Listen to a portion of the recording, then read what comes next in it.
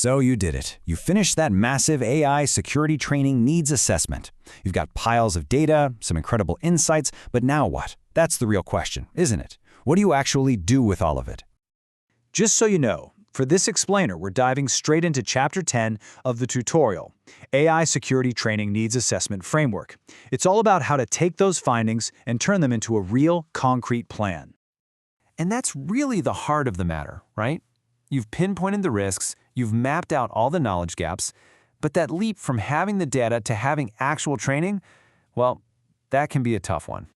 Because here's the real danger.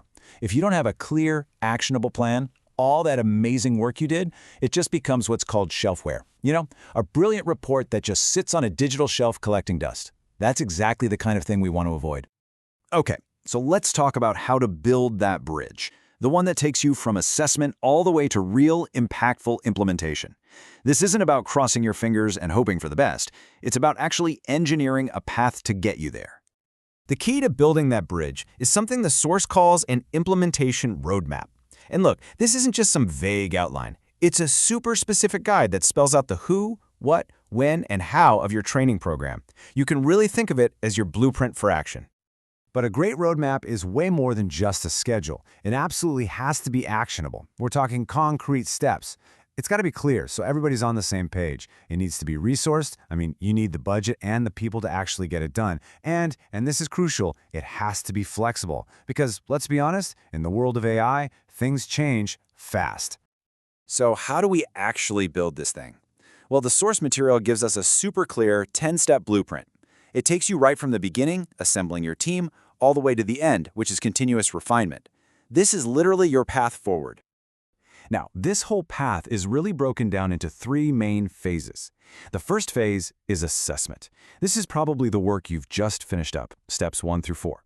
That's all about taking that raw data and turning it into real, actionable insights about what your organization actually needs. Okay, next up is phase 2, planning. This covers steps 5, 6, and 7. This is where you take those insights and translate them into that concrete roadmap we talked about. It's also where you get the green light from leadership to really move forward. And then finally, we get to phase 3, execution. Steps 8, 9, and 10. This is where the rubber meets the road. You're developing the training, deploying it, and so important, you're continuously evaluating it. See how it's a full cycle, from start to finish, and then right back to the beginning.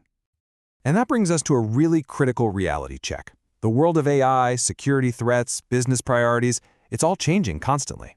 A rigid plan that you set in stone today, it could be totally obsolete in 6 months. Your roadmap has to be a living, breathing document. So how do you actually build in that flexibility? Well, first, think about using staged approaches. Roll out your training in phases so you can learn and adjust as you go. Second, you have to schedule regular check-ins to make sure your priorities are still on track. And maybe most importantly, you've got to build an ongoing needs assessment capability. This isn't a one-and-done project, it's a continuous cycle of improvement. This all leads us to our final and maybe most critical point, closing the loop. You have to connect the implementation of the training directly back to evaluation. That's how you prove the value of this whole entire process. The source material says it perfectly. The needs assessment isn't truly complete until training has been implemented and evaluated. That's the whole key right there. Your job isn't finished when the training goes live. It's finished when you can actually measure its impact and prove that you've reduced risk. So, when you really follow this path, from assessment all the way to action, you're doing so much more than just launching a training program. What you're really doing is building a critical, ongoing capability for your organization, one that's constantly adapting and strengthening your security posture against all those emerging AI threats.